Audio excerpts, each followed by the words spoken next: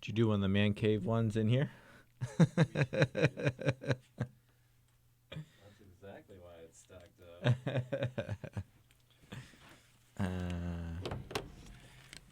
All right, check. Hey, there you go. All right. I think we're live. All right. Welcome to JRE for Genevieve, episode 11, I believe.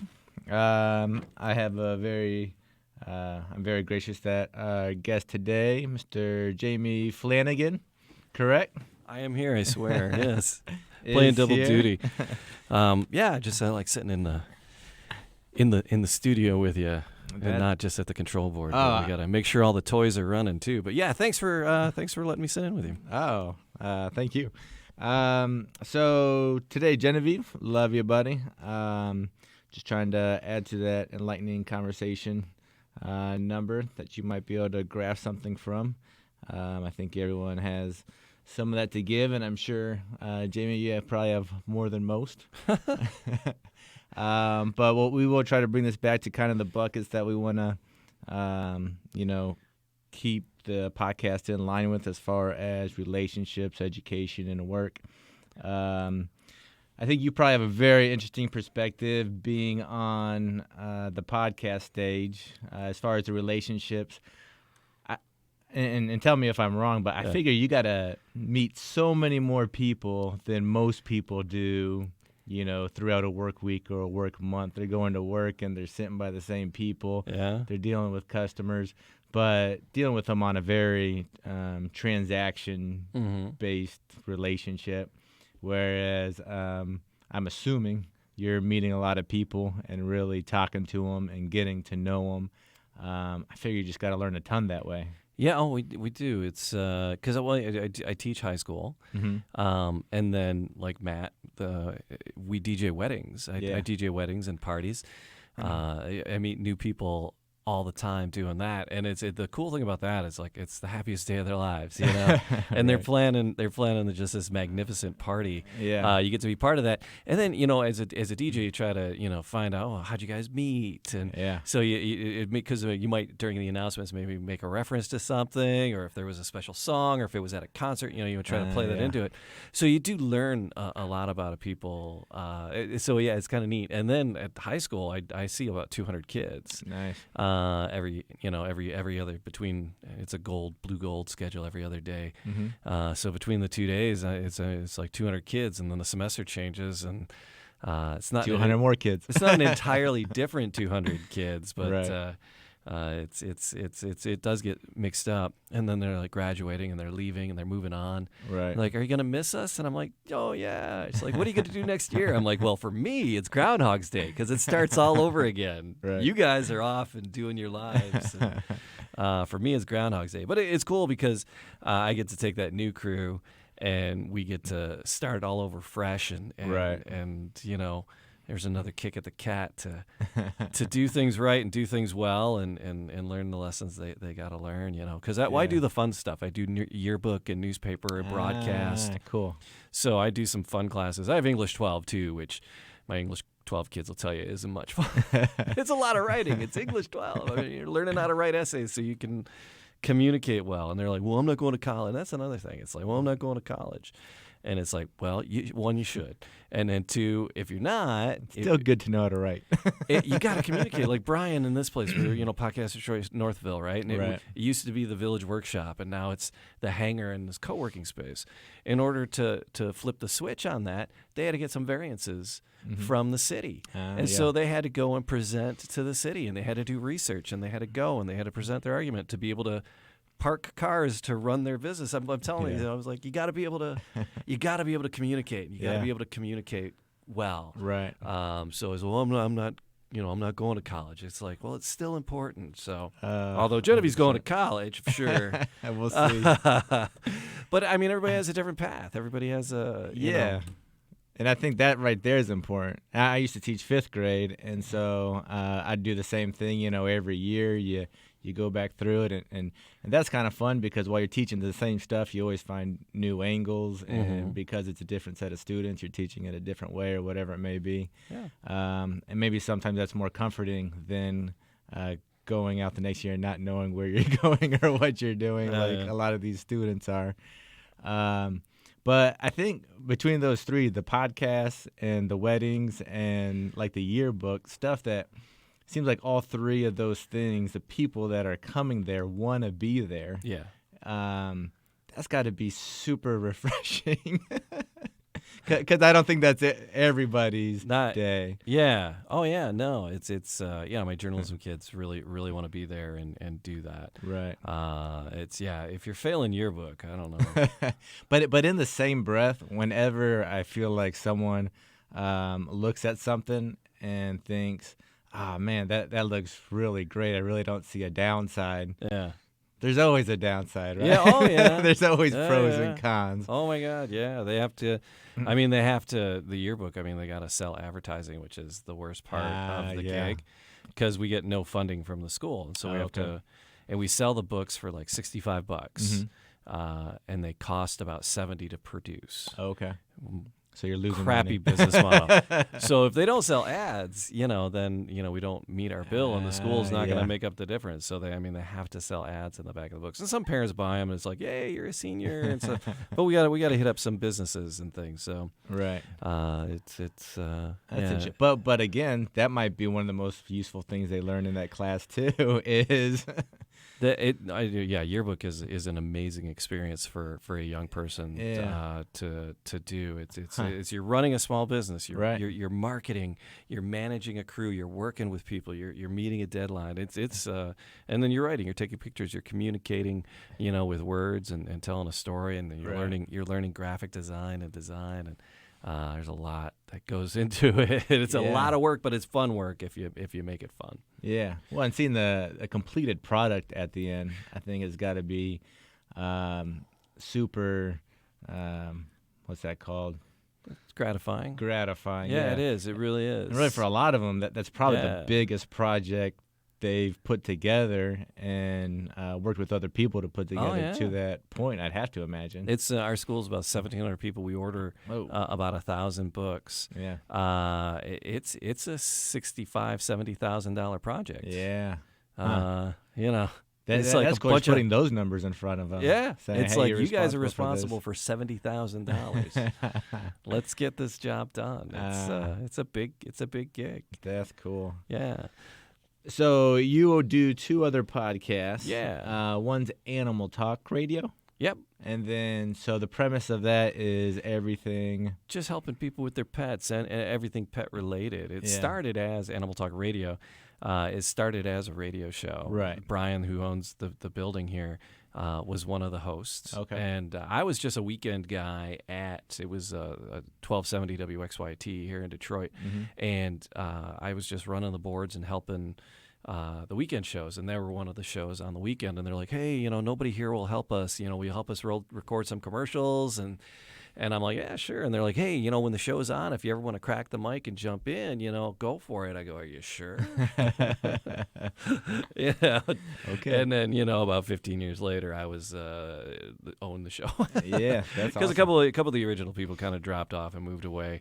And then I had so much fun with it, I kept it going. But there was a vet, and Brian was a dog trainer. And then we had a reptile guy. Okay. Over the years, we had a couple reptile guys. And they give pet advice to people, and it's different because a podcast is different because it's not caller driven talk radio. Mm-hmm. When we were on the air, people would call in with their questions, and our vet Dr. Brad was amazing connecting with people, but now we do some emails, and it's just our interaction with ourselves, and we talk to some authors and some inventors and things. But when it was a show, when it was a caller driven and people were just calling in, that was really interesting because a lot of times people, pets are part of the family. For and sure. It's like, and the pets don't live forever. Yeah. And sometimes you got to make a hard decision for your pet. And Dr. Brad was always so good at having that difficult conversation with people, even on the radio, and giving them some good sage advice and helping them through what, inevitably for every pet owner is a difficult decision of when to say when for your pet. You know, it's a hard thing to do. Yeah. And it was really neat to be able to connect and help people, because people would call back and say that, they appreciated us helping them through that tough time. Oh, nice. So yeah, it's connecting with people. It's cool. It was cool. So, it's with a podcast. It's people listen at a later time. It's not that immediate thing. Right. So Did you prefer that immediate interaction? That show, the way that show worked for that was better. Yeah. So it was a ton of fun. It was just people would call up and do ridiculous things, and so we have clips of ridiculous things too. So they both have their merits, but that caller-driven stuff is fun. When you're getting callers, it's fun. Yeah. When you're not getting callers, you're like, oh, hey. That's funny. Genevieve and I were actually at the pet store earlier today, just looking around while we were poking around town. But I think pets is an interesting thing to go. Like you mentioned, they're part of the family. Oh yeah. To varying degrees, depending on the family they're in. I remember, we had a golden retriever growing up. Her name was Ginger, and I would assume my relationship with her was as close as with any of my brothers or sisters, probably. Yeah. During that, that time. She's actually my password for most of my computer stuff. So if you want to hack my stuff, it's usually Ginger or something. I'd say so many people use their pets' names. Yeah, it's probably not a very good one. Yeah. But I was actually doing just some little writing the last couple weeks, and it's kind of related, but I think it'd be interesting to hear your perspective, because I think it's interesting how much of animal nature we are, and I think we try to deny that a lot. But if you take away if you take away everything that maybe we learned growing up, or what's left is in the end we're animals. We still have animal instincts, animal behaviors, and I think that's kind of important. I was reading this thought experiment where, say you could be kicked out of the nest when you were born, and you could survive. You could feed yourself. You could, you wouldn't die instantly. Sure. Just being a human in nature, would you be able to distinguish a human from other animals? Right. I don't know. Would you? I don't know. And if you couldn't, is everything else we are a product of the relationships we have, our society, how we grow up? Because it feels like if we were kicked out and lived alone, that we would just be animals. We would be we get hungry, we look for food. Yeah. We get cold, we look for shelter. Maybe with our brain size, we might be able to ponder the past and predict the future a little better. Sure. But apart from that, everything else we are, our communication, our written language, any technology, all the relationships we have, those are all, socialized. Sure. Or to some degree. So we're very fragile. I mean, the human animal is very fragile. Probably more than most animals. That right? Without parenting, because a lot of animals can make it on their own. The baby sea turtles. It's there they go. It's out of those shells, and then they're off trying to. Incredible. Yeah, and just but the human animal just sometimes people are in their 30s before they leave the nest. It's I think it's by nature. I mean, we can't fend for ourselves for the first 10 plus years of our life, and then we're already caught up in that kind of socialized structure. Starting with our mom or parents or family, and then it growing out from there. But I just feel like so much of who we think we are, I don't know. I mean, and maybe it comes down to that nature versus nurture thing. Yeah. But I don't know. We'd be extinct if it wasn't for the nurture thing. The human animal would be extinct without the nurture portion of it. Yeah. So I don't think we give society enough of a they're a bigger part of us than we like to admit, maybe. Right. I think we like to hold on to like our ego and our individual sense of self, maybe. Mm-hmm. When really sometimes I feel like we're just animals, and we evolve the way that, you know, the social influences have pushed us to evolve. Yeah. You know, so, you know, we don't always attract the best parts, and that's, you know, it's part of the nurturing too, is helping guide to the best parts of society. And it's like, these are the pieces you want. These are the pieces you want to leave aside. Helping guide towards that. Right. Yeah. And I think that's another thing too, is we don't physically choose necessarily to be in a society, because we grow up in it, and then a lot of times we don't have the resources or know how to escape it or leave it, even if we want to.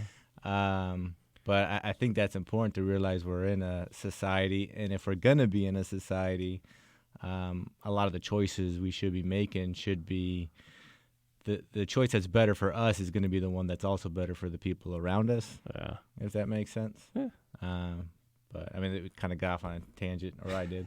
But I think the animal thing is interesting, because I think a lot of us are attracted to maybe pets or the idea of them. Maybe because they are us in a much simpler form, or we see them that way. Yeah, I think there's a lot of times they're smarter than we are. For sure. It's just behavior-wise, smarter, make better choices than we do. Who was we had him on the show? Detroit newscaster Mort Krim, and he had written a book. And it was how to be as fantastic as your dog thinks you are, something along those lines. That's and it was like, and it was all the lessons that he learned from his dog, and you know, just because when you come home, your dog's loving you no matter what, and you know, is gonna forgive you, and it just thinks you're amazing. And, you know, you might have had the worst day on the planet, but you get home and they're there to take that from you. Yeah, so it was a great little concept.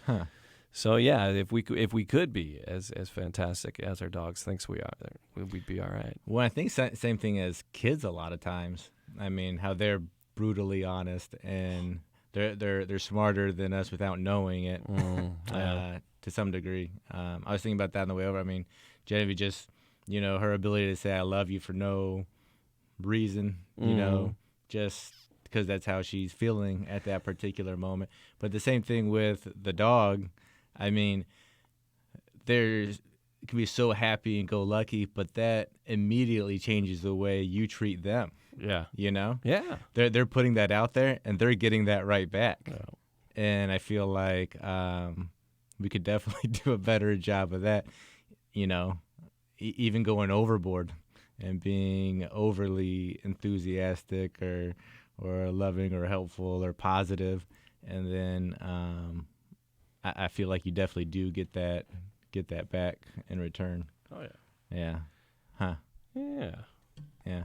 So cool. So biggest things you've learned from the Animal Talk radio show?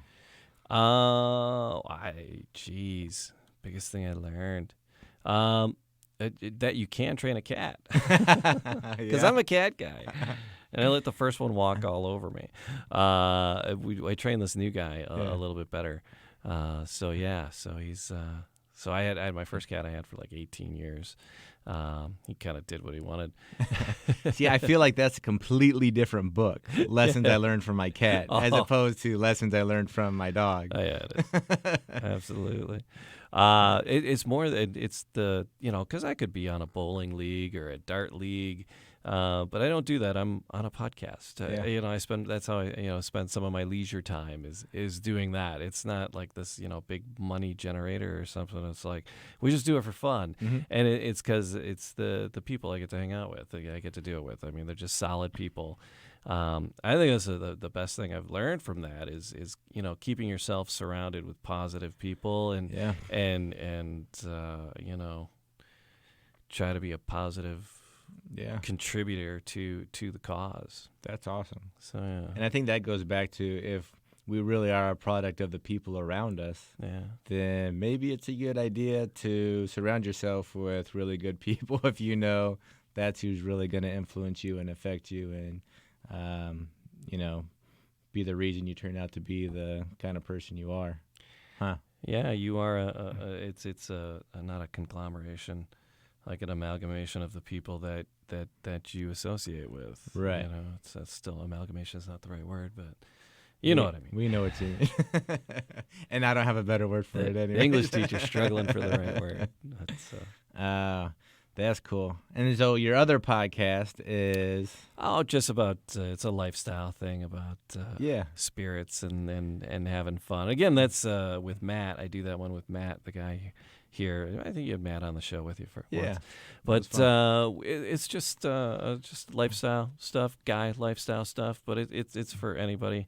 Right. And again, it's just fun. It's just that friendship and that bonding. Mm-hmm. We do it with adult beverages, but it's just the bonding of it. And we're learning stuff because we enjoy those things, right? And we want to learn, right? And so we figured, well, Matt and I will learn a few things, and hopefully the people that are listening will learn some stuff along the way as well. Yeah, but I think that's huge too. Is and I think maybe just me personally, but I think a lot of people they lose that as they get older and get into kind of the grind of work and life, having those things that you enjoy and putting them on the calendar and to look forward to them and kind of hopefully realizing, that's the objective of living to a large degree. Yeah. And I think a lot of us, work right past that and we don't make time and we're, and then it just becomes one long. Because Matt and I, like the only times we would hang out would be, just, a dinner with our wives or we didn't have a lot of guy time. Yeah. It was like, wedding and wedding planning if we were doing stuff like that. And it wasn't just like really just downtime and guy time. Mm-hmm. And doing this podcast, we get a lot more of that, which is fun. Right. Yeah. It helps us recharge because it's always good to just unplug and recharge. It really is. And it's always a good reminder. Huh. Very cool. So you got a ton of experience with people, ton of experience with teaching, which is one of our big buckets. Yeah. So between relationships, education, and work, we've kind of hit all those. Yeah. What's your hope? What's your hope for Genevieve? Do you hope she goes to college? I want you to be a doctor. What's your 10-year plan? I think to go along with those things is I hope she can do something she enjoys. Okay. I think I kind of mentioned it, hopefully within the relationship, education, and work bucket, she can be kind of fulfilled. All right. And not be grasping in any one of those three buckets. Sure. And I feel like she's content in those three buckets, constantly learning something, doing something that she feels is productive and she feels she's good at, and then having good relationships. I mean, I think I would feel, I would be happy that I felt that she was happy. So maybe it's a selfish thing. Yeah. But no pushing her. Okay. To No, I was just curious. And really and I'd be interested in hearing your thoughts on this as a teacher. Yeah. Let's talk about college. Right. So, all right. So you taught for a while. Right. You have to be college educated. Where'd you go to school? What did you study? Bounce all over the place. Okay. And so went to Eastern, went to BYU, took some classes at University of Arkansas. Wow, okay. Actually ended up graduating from Cleary University, which I think is based out of Plymouth. All right. But to teach, Yeah. the only reason I was able to teach is because they were so hard up for teachers in Texas. They're like, if you have any bachelor's degree, we can run you through this course. Okay. And then, which actually I don't think was a bad idea because you get a lot of people with a lot of different life experiences coming there. Yeah. But I always wanted to teach. Sure. So that's how I got to that point. So you did college, and so what was your final major or final degree? It's like small business administration or something. It was in a business degree. Yeah. Okay. But I almost feel like that's a liberal arts degree or something because it's so broad. It's not specific. It's just a degree, and sometimes that piece of paper can be helpful because it did allow me to go down and do the teaching, which I really enjoyed. And I think I probably did the college experience completely incorrectly because I really didn't know what I wanted, and I was kind of going all over the place. But I don't know if it left a great taste in my mouth. All right. I mean, and you mentioned that your wife did you? Is that how you guys met in Texas teaching? Or? So we met here, and then she went down to teach in Texas, and I followed her, and was able to end up teaching down there. So she did everything right. Okay. she went to a really good school. She went to Hope out there in Holland. Yeah. Got an actual teaching degree. Oh, okay, right on. To teach. And she kind of knew what she wanted to do from the get-go. Yeah. Which I think is another thing, which is huge, which is hard. I don't know exactly how I'd instill this. Knowing what you want to do, right, I think is invaluable, especially at that high school age. Yeah. I mean, do you guys talk to the students a lot about that? It's, it was just like until about a year and a half ago, it was like, and for about a year and a half ago, tide changed a little bit again. But like prior to a year and a half ago to, 10 years, 15 years ahead of that, it was like, you got to go to college, you got to get a college, you got to go to college, got to get into a college. If you don't go into a college, your life is over. It was this hardcore message being just beaten into kids. Yeah. That's the message I got. Yeah. And right now, there's a massive shortage in skilled trades. Yeah. And if you get hooked up in the skilled trades, you can write your ticket right now. Absolutely. And so that now the push is like, so college isn't the only push because there's still a lot of push towards the college preparedness, and I think that's a faulty mindset. I think it's just life preparedness is what they should be prepared for. But it's a lot of, in like last year and a half, there's this, oh my gosh, there's this shortage in skilled trades. Some kids aren't going to go to college. They're not college material. They have a different path. They have their different types of learners. Right. They like working with their hands. Right. They want to build things. They want to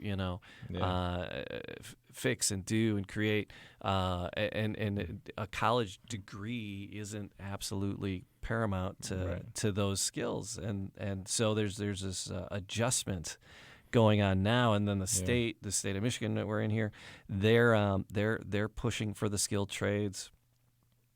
Businesses are desperate for people, so they're throwing money at schools to help get kids into these skilled trades programs and these, as they call them, the CTE programs, career and technical education programs, and so those are ramping up like just amazingly so. The push in school, but we still have all the standardized tests, and that's how they're judging and grading schools. Yeah. And so they still put a big emphasis on these standardized tests, and those standardized tests lead you to that college pressure. It's interesting. It's what's going on. I feel technical schools are huge, and I feel like if I went to like a 2-year technical school, I probably would have had a more valuable skill than I got. And like I said, admittedly, I'm sure I didn't do it right. Then I came out with, and I mean, and just think of all those people in the last generation that really wanted to build and, like you said, do that, and then were pushed to go to the traditional 4-year, and then all the people you hear coming out of the traditional schools and not being able to find a job or whatnot. And with this saddle of debt. It's just amazing. Now, my brother is an interesting example as far as that goes. He's 58, and he wasn't a college kind of guy, and he didn't go to college. He went there back in the day. There was a thing called Motec, and it was an automotive. I think the service manager where I work went there. Yeah, and he went to Motec, and he said he was just a nut for cars, just that was his passion. Yeah, and so when he got out of high school, it's like, well, what next? And he's like, I'm gonna go to Motec, and he was like, so he was a drummer too. He's playing a rock and roll band. Nice. It was a top 40 cover band, but grinding it out on the circuit, and then going to Motec. And then he just, he first started out, he was doing pizza and managing a pizza place. And we all worked at Domino's Pizza together. It was crazy, like 1984. And back when there was it the Noid? Yeah, that was and it was the Tigers had won the World Series, and Monahan had just bought the Tigers. It was a crazy time for pizza in Detroit. But he got out of that, and he went to Motec and started just wrenching, just at a couple garages. Started at a service station, and then he was at just a large independent garage. And from there, he went and he managed like a precision tune. And then from there, he became a service advisor at a dealership. And then from there, he worked his way up, and he was a service manager. And which is a pretty fair position. Yeah. And he did that without a college degree. Yeah. And he's still amazing when it comes to cars and his knowledge and his ability, because he's on top of it. And so that gives him an advantage as a service manager, because some of those guys aren't mechanics; they're just managers. But he is. But his problem now is, he was looking to make a change a couple years back, and he didn't have a degree, and so that was holding him up, because he's at this level now, and they're like, "Oh, this is great," and they're like, "So where'd you go to college?" He's like, I didn't, I came up from the trenches of, the oil trenches, literally at the precision tune and on the way up, and it's held him back from making a couple of changes that he wanted to make, because society still has this mindset. Yeah. And they weren't going to allow him to get the gig without that college degree. But I think things are changing. Again, he's in a precarious spot, and being 58 right now. So, kids will ask me, and parents will ask me, is college important? Does my kid have to go to college? Right. And no, the answer is no, absolutely not. But, and my stepson, he's winding up his 4 years at Grand Valley right now. He's going to graduate here in April, theoretically, and he'll have like 2 classes to take over the summer, but he gets to graduate with his class right now.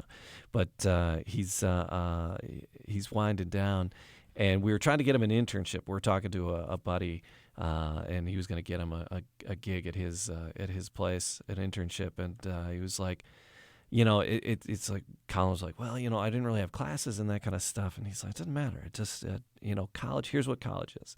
Yeah. College is a piece of paper that says, I have the ability to be taught something. I can be trained to do something. Right. And that's really it. I mean, it's, so what you really get your degree in doesn't absolutely matter. Right. Well, I mean, if you're going to be a heart surgeon, you probably better take some heart surgery classes. But generally speaking, in industry and unless it's something super specialized like medical or something, it's really just saying I am able to be trained to do something. Right. Is what employers are looking for in a college degree. Right. And then, no, I lost where I was going.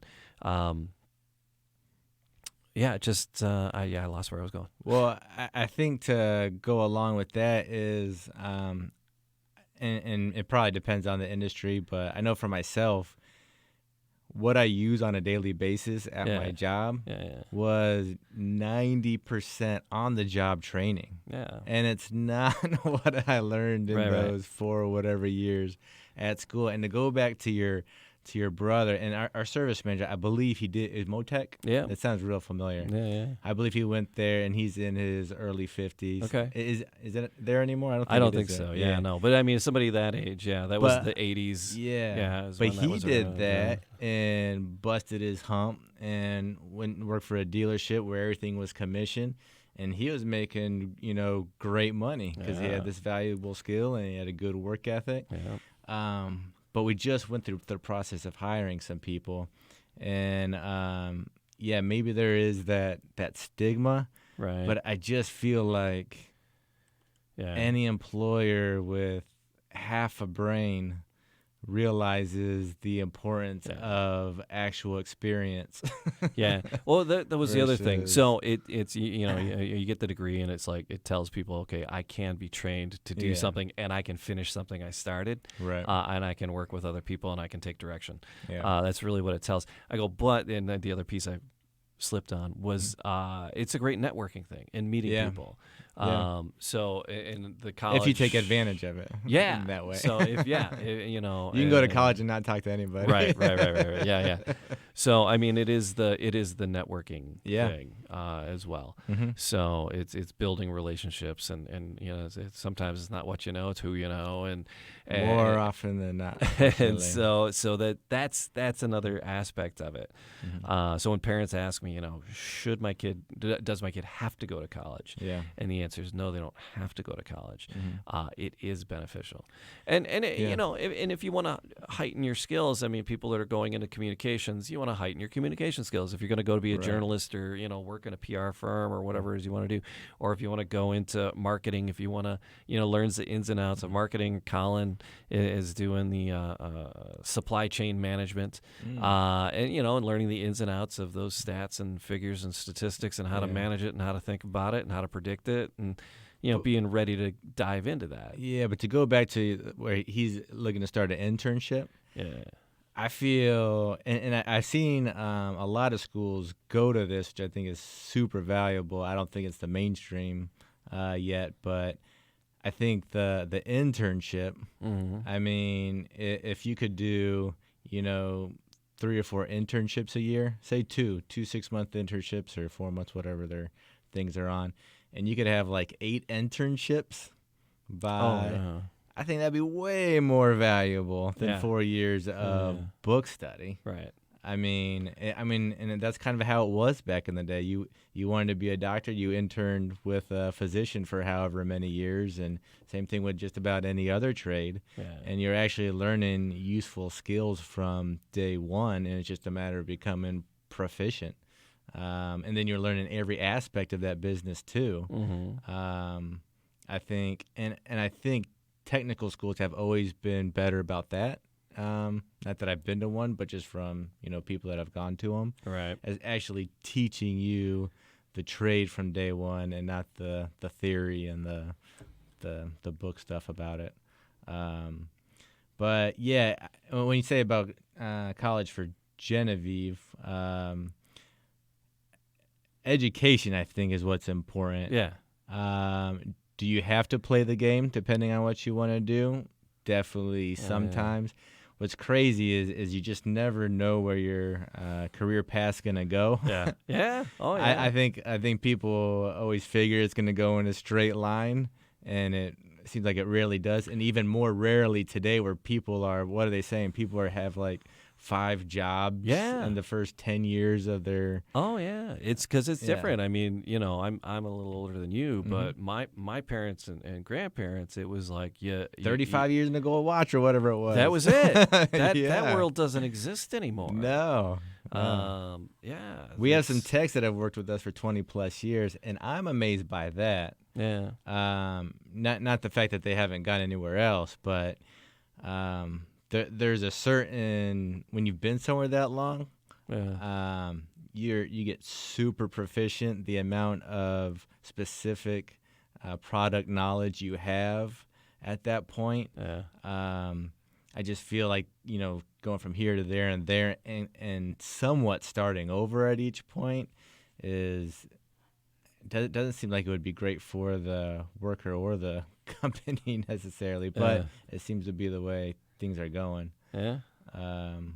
But yeah, I mean the education's out there, but like again, as far as needing the skilled trades, it seems like I heard that a lot growing up too. Is I don't know, say you're starting college and they're like, the workforce out there is really short on lawyers or whatever, and it also feels like the workforce is changing so quickly. Even if you prep, okay, well, then I'll be a lawyer. That would be a good job. Yeah. After that 4+ years, oh, guess what? Now we have too many lawyers because everyone got that same message and they went into that field or whatnot. Yeah. And it's changing that quickly. And yeah, there's a teacher shortage already on us. Yeah. Because they don't pay teachers crap, and they've been beating us up for the last 7 years, 10 years. Teachers have been getting hit hard, especially in Michigan. Which is crazy because when I went to high school, granted that's 20+ years ago now, I'd always heard this and I never really looked into it, but like Michigan was kind of a mecca for teachers, like it was still better than some. Yeah. But it's just the industry is bad. Yeah. And it's sad. It's become an industry, and I hear the people higher up than me in the where I work in the school system talking about the product, and not talking about the kids, but talking about the product. In reference to the kids. I'm like an actual product. Yeah, it's like the community will be proud of the product we're putting out. And I'm like, are you kidding me? Because a lot of teachers, it's a bit more on the, artsy crafty side. You there's a certain kind of animal that goes into teaching. Right. I mean, sure. and it's someone, it's like I'm some people, I'm going to make a difference. I'm going to change the world.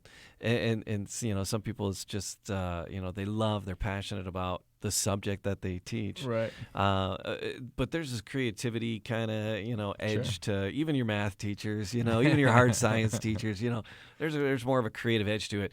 But then you start talking about the product, and then, just data. And it's like, and it just and the testing. This mindless minutia that they have us involved in, and so I'm generating this data and doing this, and I don't have time to work with the kids. Right. It pulls me away from working with the kids. It's pretty crazy. The education is a little kooky. Yeah, I feel like a decent metaphor. I think if kids are, and maybe I mentioned this before, are the computers, and the education or the information is the software that we're inputting into these computers that are gonna prepare them once they get out to be successful, whatever that means. I feel like it should be overly important to one, state what that goal is. What are we trying to get them ready for? Yeah. Do we have a clear mission statement? I mean, we talk about these kids creating goals from now, second grade on or whatever, but does the educational system have a goal for them? And then are they putting, I mean, I don't know anything that is going to change society more than the education system. I mean, these kids are spending probably the 12 of the most influential years of their life for 80 or 90% of their waking hours during those times being, spoon-fed this information. So it seems ridiculous you're not giving that software or that information or those standards the highest priority as far as what is most important, how to best teach that, and then the people who are actually inputting that information, why would, to pay them or treat them as like the job isn't as important what it actually is. It's frustrating. Yeah, there's talk of career paths. Right. And they're going to kids as young as third grade. Right. Third grade. And saying, what career path do you want to be on? And they're trying to guide kids into career paths. I graduated. It may not be there when they graduate. It might not be there. And it's like, and then the kids are kind of locked into it. It's bizarro to me. Oh no, it's fluid. They can change any time. And I'm like, it's the rigidity in the school system. And when they talk about this, oh no, it's fluid. I think they're kidding themselves. Sounds good. Yeah. Oh yeah, they can change it, but they go and they're having these conversations with kids about career paths. Yeah. It's just kooky. And then because when I graduated high school, I didn't know what I wanted to do, and I was the kind of student that. If I didn't have a purpose, I probably wasn't going to do well. Right. So I didn't go to college, right the first year out of high school. I was working at like Domino's Pizza. The whole thing blew up, and my brother was managing a store, so I started working there too. But I feel if you don't know what you want to do, I think personally, I feel that's the best course of action. Take some liberal arts classes, you mean, or work? Yeah, or take a year off. That work while you're taking a year off or whatnot. Oh yeah. Because I feel like if you go to school not knowing what you want to do, it's almost going to push you further away. Right. Because it's like, So I started doing that. I got in the management stuff at the pizza place. Yeah. I was like, all right, well, this is kind of cool. Running the business and doing this. This is kind of neat. I need to go back to school and maybe get a business or management degree. And I started taking these management classes and all the stuff that I had experienced like in the last year and a half managing a pizza place.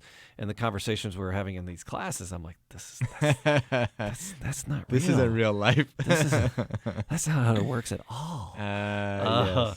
And I got a little disillusioned in that, and then I like communicating in stories, so I drifted towards being an English teacher.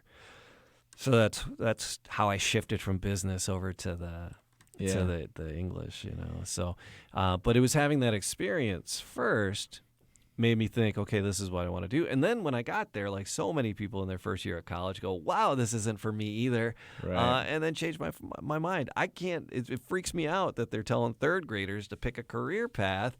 And I was 20 before I even had it halfway figured out. Yeah.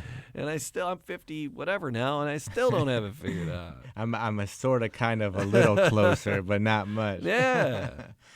But And I think that's huge. And we were talking about hiring people, and I think I mentioned this on another episode, is way more important than having the right degree to me for someone that I'm going to work with. Yeah.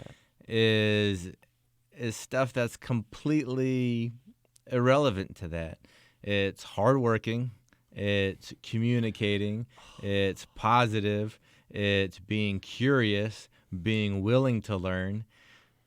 There's probably a couple of others in there, but those are the things that, I get it. You can't necessarily test. You can't put those things on a state test. But if that's the most important thing, if that's the thing we want to see, people coming out of high school or college with those characteristics, instilling those into third graders or whatnot, or finding ways to do that. The best skill that you mentioned there was being curious. Yeah. And kids, I call them baby birds. Yeah. They want me to chew it up and spit it into their mouth for them.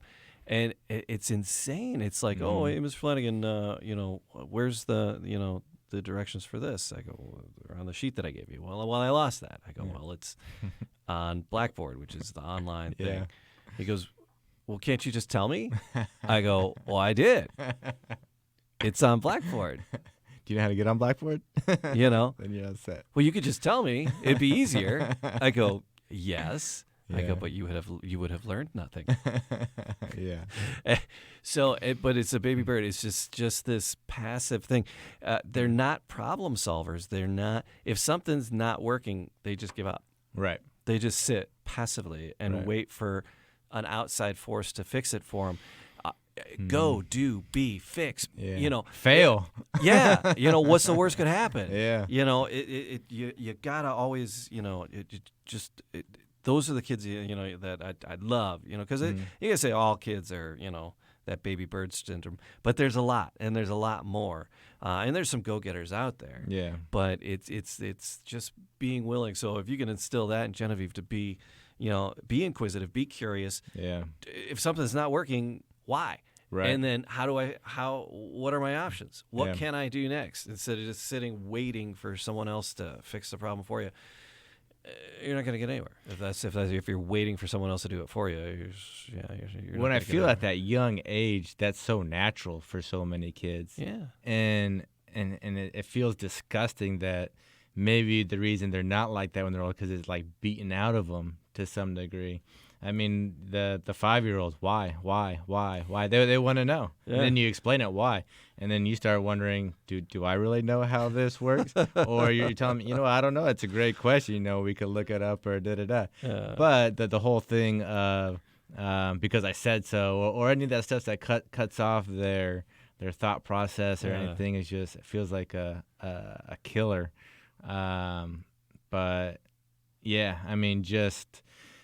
If we could, and I think teachers want to do this, but give them the space and the freedom to encourage and develop that, and maybe that means not keeping them to such strict timelines and testing schedules and da-da-da.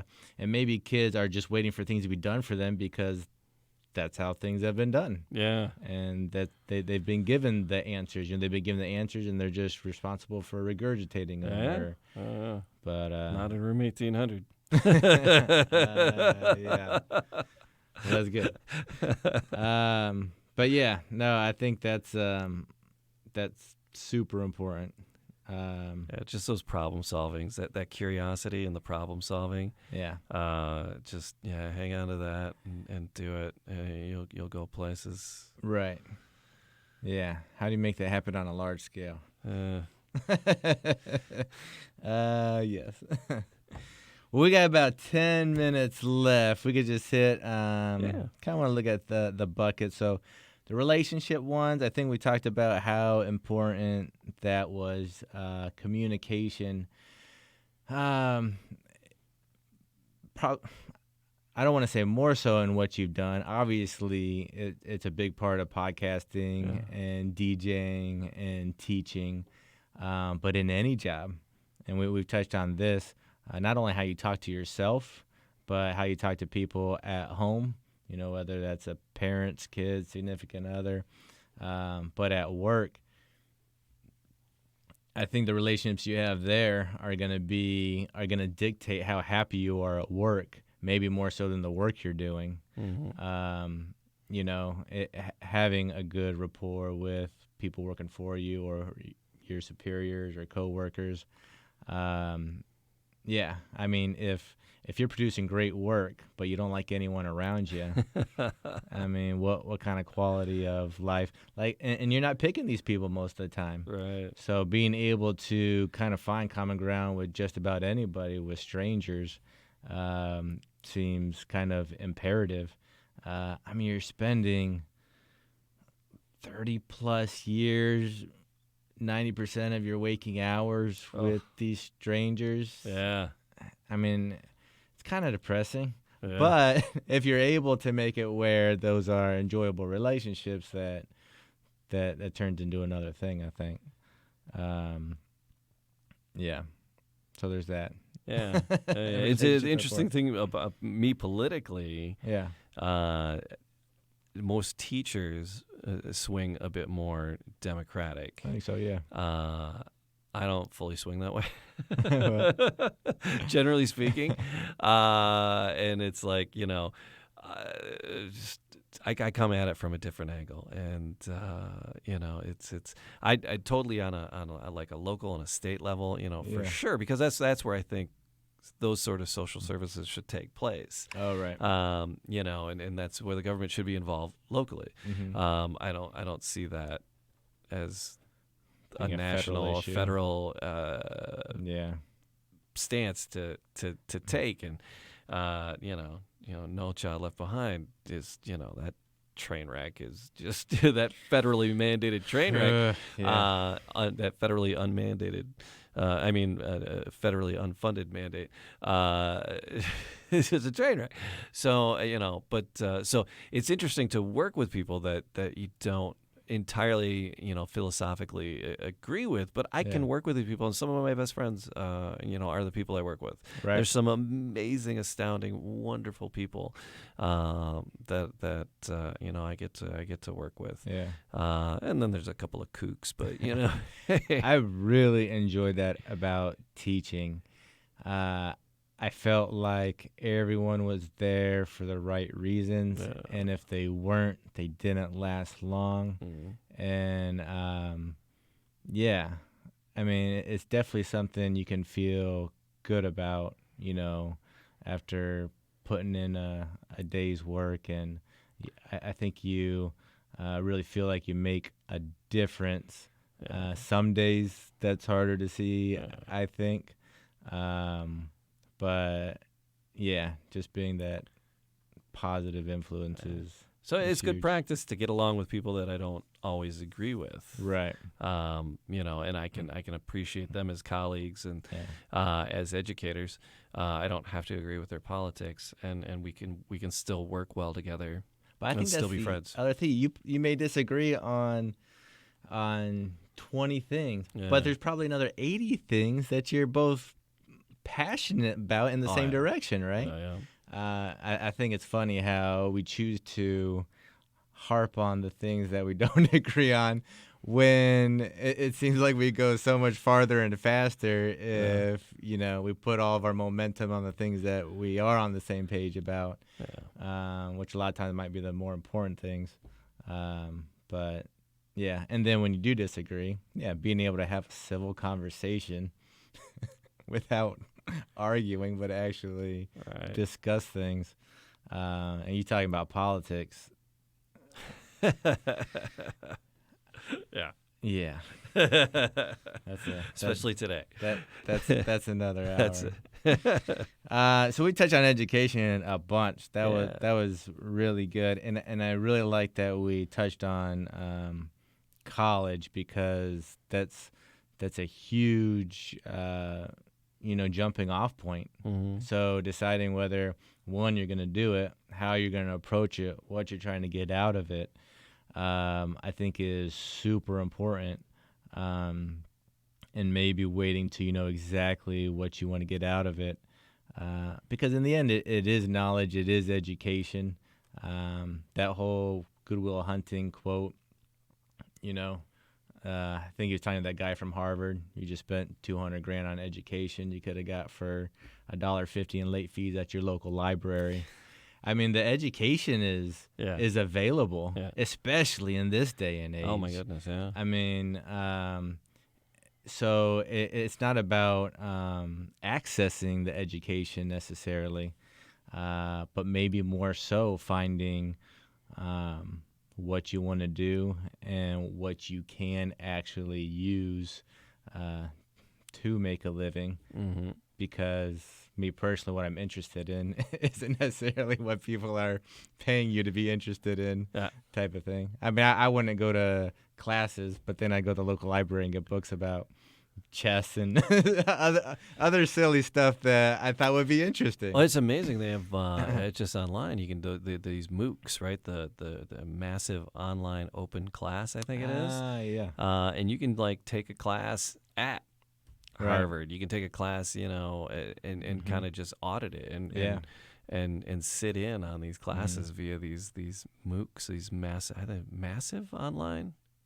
MOOC, whatever that first time is, massive online, something online open classes. Yeah. But it's an opportunity to do that. And so the world is open to do whatever you want. I mean, just between you jump on YouTube and you got 1 million TED Talks. Oh, geez. How many educational podcasts are out there? Oh, yeah.